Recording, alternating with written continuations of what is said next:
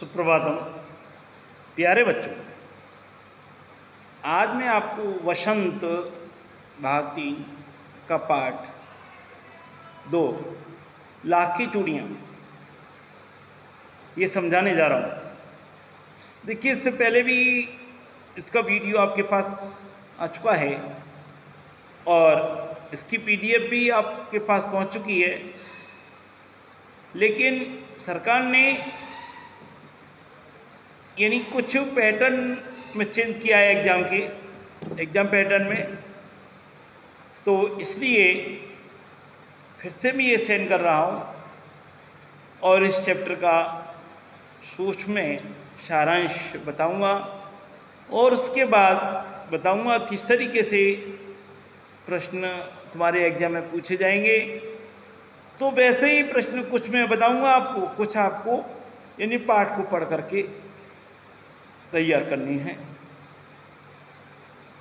क्योंकि अब जो प्रश्न आएंगे वो बहुविकल्पी बेस्ड होंगे, यानी बहुविकल्पी आधारित होंगे, जिसमें 3 या 4 विकल्प दिए होंगे और सही विकल्प आपको छांट करके लिखना है।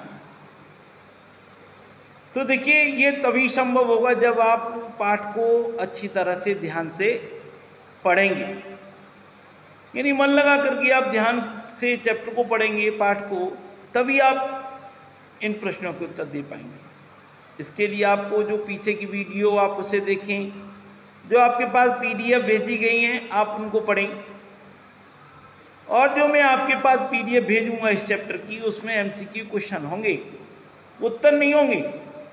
आपको पाठ को पढ़ करके उनके प्रश्न देने, और उसमें जो मेरी जो PDF आएगी उसमें 3 ऑप्शन होंगे, 3 विकल्प होंगे, उसमें एक सही होगा, जिसे आप यानी देंगे, इसमें आंसर देंगे कौन सा सही है कौन सा गलत।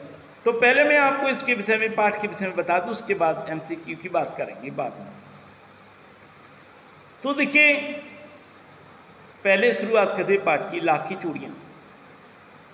ये पाठ कामता नाथ जी के द्वारा लिखा गया है।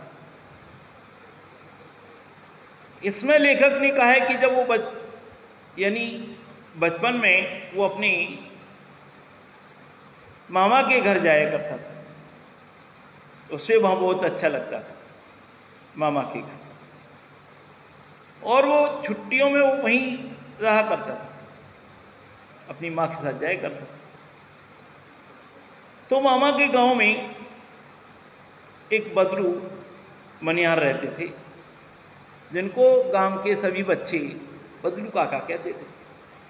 लेखक भी बदलू मामा न कह करके बदलू को बदलू काका कहता था, और घंटों वहीं बैठा रहता। बदलू काका भी लेखक को बहुत प्रेम करते थे,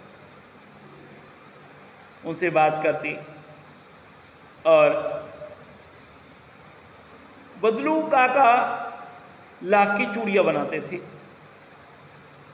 नीम का पेड़ था, उसके नीचे उनकी मच्छियाँ पड़ी हुई थी, एक भट्टी थी और मुंगेरी थी, जिन पर वो चूड़ियों यानी लाख को लपेट करके चूड़ियों को आकार देते थे। भट्टी थी, उस पर लाख को गर्म करते थे, और इस तरीके से अनेकों साइजों की चूड़ियाँ बना करके फिर उनको रंग करते थे, अलग अलग रंगों में उनको रंग देते थे। तो लेखक को वो छोटी छोटी गोलियां बना करके लाखी दे देते थे, तो लेखक को बहुत अच्छा लगता था, लेखक उनको बहुत प्रेम करता था। तो इसलिए लेखक इसलिए तो पसंद करता था बदलू काका को। वो प्रतिदिन जाता था और घंटों वहीं बैठा रहता। बदलू काका की एक गाय भी थी जो दूध देती थी। बदलू काका लेखक को बचपन में दूध भी देते थे, मलाई वाला। आम के पेड़ भी थे, आम भी खाने को देते थे, यानी बहुत ही लगाव हो गया था एक दूसरे से, यानी बहुत पसंद करते थे एक दूसरे को। लेखक के पिताजी का ट्रांसफ़र दूसरे शहर में हो गया था दूर। लेखक कई सालों से अपने मामा के यहाँ नहीं गया। जब कई साल बीत गए तब एक दिन जब लेखक भी बड़ा हो गया, बालपन से युवावस्था में आ गया, तो वो पहुंचा अपने मामा के यहाँ। वो बदलू काका को भी भूल गया, ध्यान में नहीं रहा। एक दिन क्या हुआ कि मामा घर पर नहीं थे। जो उसकी ममेरी बहन थी वो चूड़ियाँ किस तरीके से कांच की थी, वो टूट गई और उसके हाथ में लग गई, कांच घुस गया। लेखक को ही उसकी मरहम पट्टी करनी पड़ी क्योंकि अकेला वही था घर पर। तो चूड़ियों को देख करके लेखक को बदलू काका की याद आई, तो वो तुरंत ही बदलू काका जहाँ रहते तो उधर चल पड़ा। तो वहाँ क्या देखता है कि नीम का पेड़ है, ऊंचा सा जो चबूतरा था वो भी है, लेकिन वहाँ एक चारपाई पड़ी हुई है और उस पर यानी बदलू लेटे हुए, यानी वो काम नहीं। बदलू काका को वह नमस्कार करते हैं, पूछते क्या तुमने मुझे पहचाना? बदलू काका थोड़ी अपनी स्मृतियों को याद करते हैं, तरोताज़ा करते हैं, लेकिन वो पहचान नहीं पाते क्योंकि बुजुर्ग शरीर है। तो फिर इस तरीके से लेखक अपनी पुरानी कुछ यादें दिलवाते हैं और इस तरीके से तो फिर कहते आओ लला, अरे तुम बहुत दिनों में आए हो इसलिए मैं भूल गया, मुझे याद नहीं रहा, ध्यान में नहीं रहा, अरे आओ आओ। बदलू काका बैठ जाता है और इस तरीके से खांसने लगते हैं। लेखक सोचता है कि बदलू को कहीं दमा तो नहीं हुई। लेखक यानी बदलू काका लेखक की बात को ताड़ जाते, कहते नहीं मुझे कोई दम नहीं है, मुझे ये मौसमी खांसी है, 2-4 दिन से है, ठीक हो जाएगी ये। तो इस तरीके से लेखक चूड़ियों के विषय में बात करते हैं कि कैसे चूड़ियाँ आप नहीं बनाते। बदलू काका कहते हैं अरे कहाँ लला, अब मशीनी युग है और मशीनी युग ने सब काम छीन लिया है, सब बेरोजगार हो गए, सब काम मशीनों से हो रहा है, मशीनी युग है। अब कहाँ लाख की चूड़ियाँ, कहाँ मशीन से बनी कांच की चूड़ियाँ। यानी लेखक को यानी बदलू को कांच की चूड़ियों से बहुत चिढ़ थी। यदि उसे कहीं कांच की चूड़ियाँ दिख जाती थी तो कुट जाता था अंदर ही अंदर।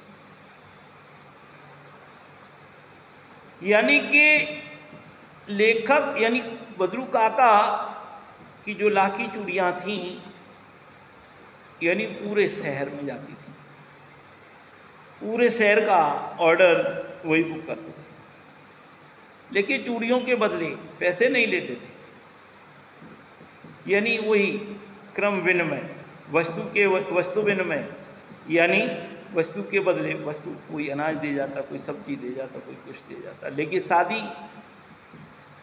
के मौक़ों पर उनको भरपूर सम्मान मिलता था, कपड़े मिलते थे पूरे परिवार के लिए, साफा बांधा जाता था, पैसे भी दिए जाते थे और बदलू तो अड़ जाते थे अपने हक के लिए। तो इस तरीके से एक बार उसके मामा के घर में शादी थी किसी की, तो वहाँ बदलू अड़ गए, बड़ी मुश्किल से माने थे। और एक बार बदलू काका रूठ जाए तो फिर बड़ी मुश्किल थी उनको मनाना। तो इस तरीके से हाल था बदलू काका का अपने समय पर। तो बदलू काका जब ये यानी जब लेखक बात कर रहे तो कहते हैं तभी बदलू की जो बिटिया थी, लड़की थी, वो आती है। तो वो उनके यानी बदलू जो लड़की थी उसके हाथ में लाख की चूड़ियाँ थीं, उनको देख लेते हैं। तो बदलू यानी बड़े समझदार थे, यानी वो तुरंत ही ताड़ जाते हैं, अरे लला ये अंतिम जोड़ा था, क्योंकि जमींदार ने की लड़की की शादी थी तो मैंने बनाया था उसके लिए। मैंने उनसे कहा, पैसे देने के लिए उन्होंने पैसे कम दिए, लेकिन मैंने कहा तो जाओ बाजार से ले आना। फिर मैंने नहीं दिया, ये जोड़ा और ये पहन रही है लड़की। तो इस तरीके से यानी कि बातें होती रहीं और कहने लगी, क्या करूं बेटा लाला, अब शरीर थक चुका है। और इस तरीके से कहने लगे। लेखक ने पूछा कि काका वो गाय नहीं क्या? तो बदलू बोले, अरे लाला वो गाय तो पहले ही हटा दी, क्योंकि कौन करे, अब मुझसे तो होता नहीं, इसलिए मैंने उसको यानी हटा दिया। फिर लेखक ने कहा कि काका वो आम के पेड़ तो है ना? तो बदलू बोला, अरे लाला मैं तो भूल ही गया है, अपनी बिटिया रज्जो से कहा, रज्जो बिटिया लला के लिए आम लेकर के आओ। तो वो एक डलिया में कुछ आम लेकर के आती है। तो वो कहती है, वो लेखक कहता है, काका मैं इतने ढेर सारे आम कैसे खा लूँगा? तो बदलू कहते हैं, अरे लला तुम्हारी उम्र पर तो हम इससे भी दुगने आम खा जाते थे एक बार में ही। तो इस तरीके से लेखक यानी बहुत ही प्रभावित है। तो फिर बदलू का कहता है, रज्जो से बिटिया सिंदूरी आम ले आ अच्छे अच्छे, और धो करके लला को दे दे। तो रज्जो यानी अपनी अंजलि में जो सिंदूरी आम जो मीठा होता है लेखक को ला करके देती हैं और उसे खाने लग जाते हैं। तो इस तरीके से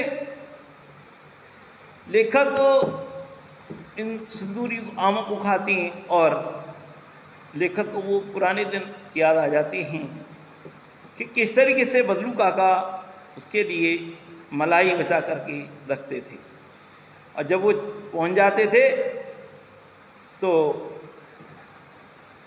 तभी उनको मलाई दी जाती थी। तो इस तरीके से यानी आज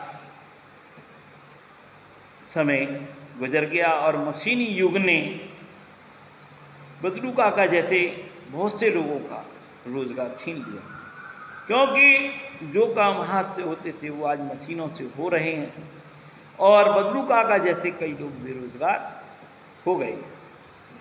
तो ये तो रहा पाठ का सारांश। अब किस तरीके से प्रश्न आएंगे मैं आपको बता दे रहा हूँ। जैसे पहला क्वेश्चन है, लाखी चूड़ियाँ नामक पाठ के लेखक हैं। तो इसमें ऑप्शन है शिवपूजन सहाय, कामतानाथ प्रेमचंद जी। तो सही इसका आंसर है कामतानाथ जी। बचपन में लेखक को कहाँ जाना अच्छा लगता था? लेखक को बचपन में कहाँ जाना अच्छा लगता था? मामा के गांव में, बुआ के गांव में, दादा के गांव में। तो सही आंसर है इसका मामा के गांव में। तो इस तरीके से बदलू कौन था? किसान, मनिहार, मजदूर। तो सही आंसर है मनिहार। तो इस तरीके से बदलू के मकान के पास किसका पेड़ खड़ा था? नीम का। तो ये इस तरीके के प्रश्न आएंगे और आप इस तरीके के यानी प्रश्नों को आप उत्तर देंगे। इसकी उत्तर माला आपको बाद में भेजी जाएगी। धन्यवाद।